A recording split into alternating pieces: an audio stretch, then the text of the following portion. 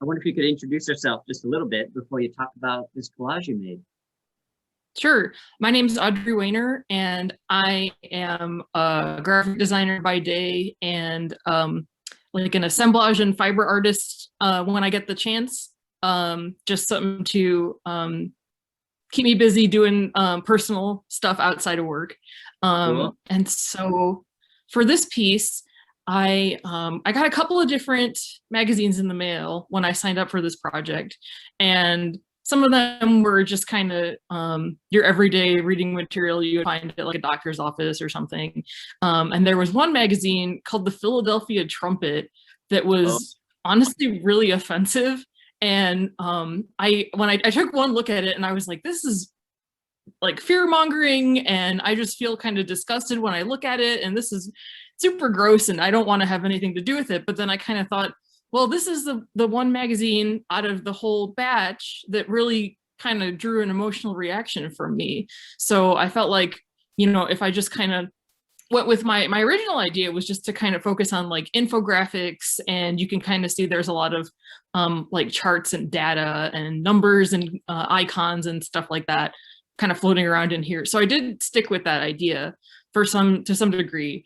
But I thought, even though this makes me kind of like angry, I think I want to tap into it. And, it's the point of the project was to kind of do a retrospective of 2020. And there was just so much misinformation and fear mongering floating around that I felt like if I didn't use these materials that were given to me, I would just end up with something really kind of like tepid and shallow. And so I kind of like leaned into it. And I went through the magazine and I took a Sharpie. You can see there's a lot of text that's just crossed out here. And I went through and I just kind of crossed out all of the things that I felt were really obviously untrue or attempts at manipulation or trying to make people afraid. And I crossed them out so that you could still kind of read what was behind it. Because I do want people to, when they look at this, I want people to kind of like pick it apart and see these messages that are trying to be shared with people. So you can kind of see there's one in the top right corner that says, this article should strike fear into the heart of every American. And that's mm, not a good, no matter what your message is, that's not a good way to try to reach people. And it just makes me, there's so much fear and manipulation happening in so much media. And I just kind of want to draw attention to that. Like, that's not a good way to try to reach people regardless of your message. And it just is kind of an obvious tell that this is propaganda and it's not something that you should, this is not being presented to you by somebody with a agenda of trying to help you. This is somebody who is trying to manipulate you. So and I guess I also kind of got a rise out of me emotionally, because this is sort of a background that I like. When I was a kid and a teenager, I was exposed to this stuff a lot, just through my community and my family. And so, I kind of already knew what to look for, and, what specific phrases and agendas and stuff like that were something that I could kind of pinpoint and say, wait a second, I've heard this before. And so I kind of, took like a combination of like the infographics, which can be, I think, kind of like scary and overwhelming to people. Like, as a graphic designer, you see infographics are kind of trendy, and they're a lot of people think of them as a good way to kind of make information fun to look at and digestible. But I think if you really analyze a lot of the infographics out there, it's a lot of fluff and not a lot of good information. And so it just struck me as like another ingredient where it's like, this is people trying to reach an audience with information, but presenting it in a way that doesn't actually help the audience understand it or work it into their life. It just kind of is meant to grab your attention and doesn't have a whole lot under the surface. So I've got the layer of infographics and charts and graphs in there. And then I've got the layer of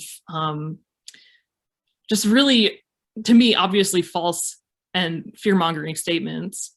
And then the stitching on top is kind of you know, when you see those people who make conspiracy theory webs where they've got like a cork board with like different articles from magazines cut out, and they're attaching different push pins to each other to kind of show the progression of like their theory and how it's all connected.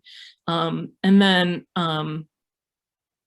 the drawings on top are of like sort of biblical depictions of angels, because like the first thing you think of when you think of like a obvious biblical angel is something like really scary. Like you see those drawings of like the wheels with eyes and hands with eyes and wings with eyes and stuff like that. But then also the first thing that comes to mind is the passage that says, "Do not be afraid." So it's just kind of this another sort of weird like paradox in some of the Christianity that I was exposed to when I was growing up, where this is presented to you, you're being shown this imagery and these concepts that are really scary, and you get the sense that you're supposed to be afraid, but then they're telling you not to be afraid, and you know, we're here to help you. And so it's kind of this like paradoxical sort of like dual messages of be afraid but don't be afraid, and we're here to help you but you should be scared, and this is this really powerful and potentially threatening subject matter, but you should trust us. So it's just kind of like a weird sort of dual concepts fighting with each other. So yeah. Yeah, I guess it really that ties it all together, because I might not have seen all that, but yeah, it really shows that. And I also see you've got this 1, 2, 3, 4, 5. So was this this is like some kind of infographic that's trying to explain probably an event that happened? Yeah, and I kind of meant for it to be a little bit mysterious and kind of a little bit spooky, because like this is from actually a Spanish language magazine that I couldn't totally understand, and I think it might have had something to do with like, I don't know if it was gang violence or police brutality or something, but they show, you know, number 1 is somebody's got like somebody tied up with a rope. Number 2 is some people like charging at something with bats. And then number 4, you can see there's some handcuffs. And number 5, somebody's wearing a ski mask. So it's this very sort of like violent, scary, threatening imagery. But it's, you know, with the progression of like, here we've boiled this down into very digestible bullet points, 1, 2, 3, 4, 5, trying to get your audience to sort of understand something. So it's just sort of reinforces that concept of like, you know, we want you to understand, but we also want you to be scared. Yeah, it reminds me of using herding dogs and to give a little fear to the flock to guide them where they should be going. And yeah, I mean, in a way, some people might believe that they want to be the lamb or to be a sheep in, you know, a flock or in a holy way. But in this case, yeah, the things that are trying to give us information, yeah, if they're motivated, if they're motivating you by fear, they really want to just follow the web and just say, hey, this plus this equals that. Right. Yeah, and the flock of sheep is sort of an interesting analogy, because it's again, like, you know, you have a herding dog that's sort of like threatening them into you know, behaving the way that you want them to. So there's that fear motivation. But, and then again, a lot of the time, you know, in like biblical examples, they talk about, you know, no, the shepherd is here to protect you. The shepherd would never do anything bad to you. You know, you can put your trust in them. And so it's kind of like, well, what is the truth? Do you want me to be manipulated and you know, kind of thrown into line by fear, or do I really have nothing to fear? Are you a truly benevolent force? Right, the conditional existence. Yeah. Wow, thanks for that. Yeah. But now, yeah, I knew that if I didn't embrace the the trumpet magazine that I got in the mail, then I would really have nothing to talk about. It would just purely be about infographics and I just wouldn't have a whole lot to say. So I feel like this is a way of sort of just, there's so many layers this way, which is really apt for a collage project, I felt like. So yeah, I was definitely interested when Ellery brought this up at first, way back. And yeah, it's good to see how folks have digested 2020. Now for you, are you often doing this kind of a thing, like a collage in a 2D format? Or, I mean, yeah, I would say that my work is kind of collage adjacent, because I do a lot of assemblage, which is like a sort of 3D, sort of 2D, where I'll take a surface, whether it's just like a piece of wood or like a plate or a shadow box or some kind of just interesting background, and I will collect objects like pieces of fabric and plastic toys and sort of arrange them to make sort of a 3D collage. And a lot of the time it's doesn't really use a whole lot of paper, if any, and is not necessarily trying to communicate an idea, but just trying to like set a mood. And then I also do some purely fabric collage. And I like to, in my fabric collage, I like to just recreate existing scenes like landscapes or objects. So, and you connected with me through Instagram, so you can see on my Instagram some of my assemblage and fabric work. All right, yeah. And you have work in progress or shows coming up? What's next for you? Yeah, I am trying really hard to get a piece finished for Raíces Taller, which is a Latino gallery on 6th, just off of 4th Avenue. They have their monsoon show coming up. So I'm working on a fabric piece for that. And then there is a art market down at the Metal Arts Village being put on by Tucson Hop Shop called Queer Bazaar. And I've been working on some like combo ceramic and fabric pieces for that. And just some odds and ends, whatever I have lying around the house that I've been meaning to get out in front of an audience, that kind of thing. Right, it's the usual. I'm having to face these little projects now that I'm indoors. Yeah, most all the day while the heat is keeping me in here.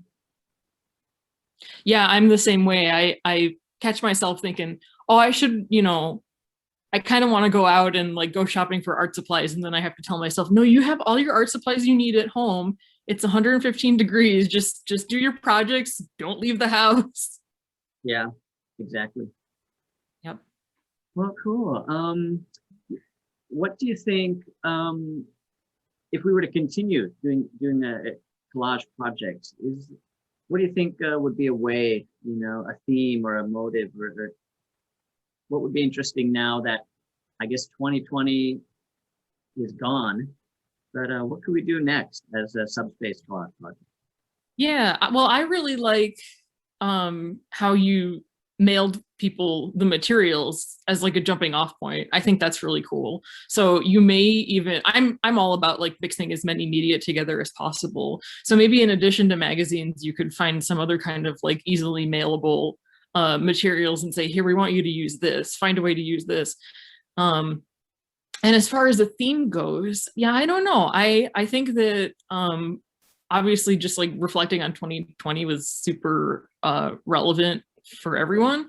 But I think there's also some value in, like I was talking about in some of my work, I don't always want to talk about a theme or make some kind of statement. Sometimes I just want to create a mood. So it might even be that simple as saying like, we want work that just sets this kind of tone, or, what do you think of when you think of, just think about a word or a phrase and let it like focus around that. Okay. Yeah, that's good. I'm going to meet with Ellery on Sunday to sort of plan out the next rollout of this. Cool. Hmm. Yeah. You have any last thoughts before we finish up? Yeah, I just was really excited to see this opportunity come up because I really like what Subspace is doing. I think it's a really cool organization. But I know one of the main ways to get involved is to get a membership in the studio space, but I've got my own sort of home studio space. So I was like, well, membership's not really going to make sense for me. So I wonder, like, what else is there I can do with Subspace? So just you guys putting out a call to artists, that was really exciting for me because I said, oh, this is something I can absolutely do and get involved. And there's so many contributors to this project that it's a great way to meet and connect with people. So I thought that was really great. Well, thanks. Yeah, that's what I'm searching for. More Yeah. ways to get rid of barriers to involvement. Yeah.